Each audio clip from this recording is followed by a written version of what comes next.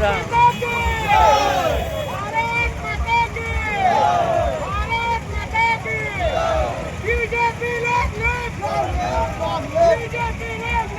धन्यवाद देवी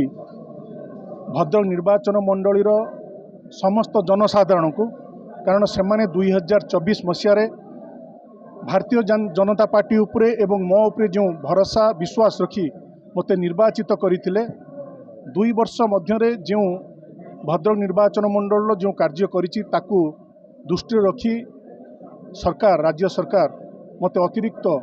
एक दायित्व देइचंती। आपण माने समस्ते जानिथिबे जो 30 जिल्लार योजना बोर्ड अध्यक्ष निर्वाचित हेले नियुक्ति हेले सेति मध्यरु भद्रक जिल्ला रे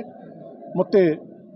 जिला योजना बोर्ड अध्यक्ष नियुक्ति करथिबारु मु समस्त जनसाधारण एवं वरिष्ठ नेतृत्व पाखरे मु आभार प्रकट करुछि। ये केवल ये जो योजना बोर्ड अध्यक्ष बा मो पई केवल एक पदवी नुहे, यह एक विराट दायित्व, यह एक संकल्प, यह एक जनसेवार पथ। आम दल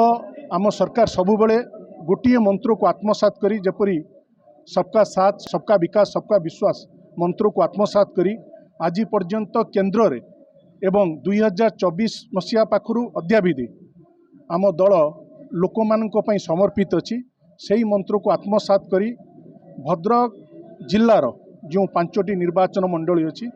5टी निर्वाचन मंडल उन्नति पई निश्चिंत जो जो कार्य आवश्यक से कार्यक्रम करी जिलार उन्नति रे कौनसी प्रकार अन्याय किंबा पक्षपातिता होबाकू देबी नाही। जिल्ला रे लोक मानकर टिकस पैसा रे गोटे भी टंका को हड़प होबाकू देबी नाही एवं जो आपणकर दुर्नीति प्रति शून्य सहिष्णुता रहिबो एवं सबुठारु अधिक गुरुत्व रहिबो जनसाधारणकर जो समस्या रही से समस्या को किपरि अग्राधिकार देई से समस्या को समाधान करिहेबो सेतिप्रति दृष्टि देवी एवं जिल्ला रे कृषि क्षेत्र रे जलसेचन क्षेत्र रे शिक्षा क्षेत्र रे स्वास्थ्य क्षेत्र रे जेपरी आमर 4टी स्तंभ आम जो 2036 मसीह जो विकसित ओडिशार जो परिकल्पना माननीय मुख्यमंत्री करचंती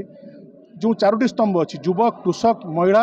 एवं गरीब ये 4टी स्तंभ उपरे जहाँ जहाँ सरकार योजना अच्छी किपरि प्रकृत हिताधिकारी पाखरे से योजना गुड़िक पहुँचो से निश्चिंत कार्य करी एवं मोर विश्वास